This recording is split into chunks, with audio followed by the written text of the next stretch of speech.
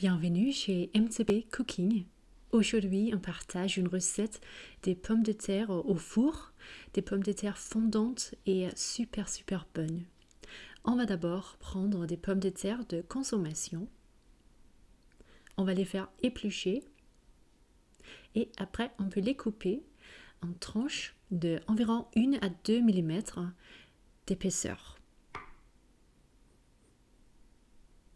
On peut faire ça avec une mandoline, mais ça se fait très bien aussi avec un couteau, juste comme ça. Voilà.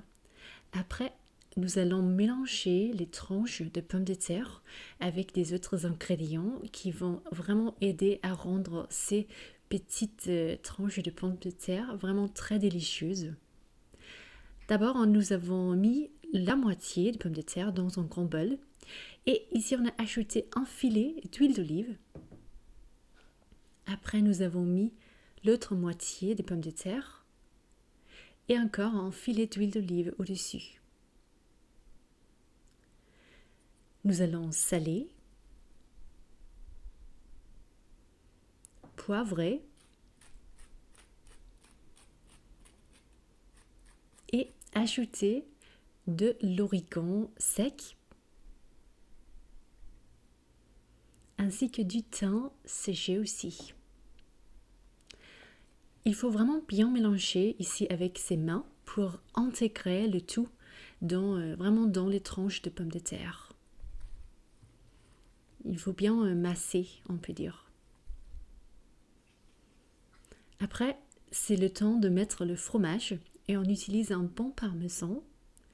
On va le fraîchement râper directement dans le bol et encore une fois mélanger avec les mains.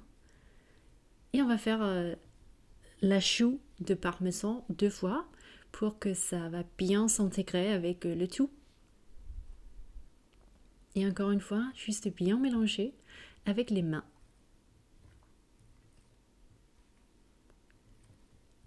Voilà. Les tranches de pommes de terre sont prêtes.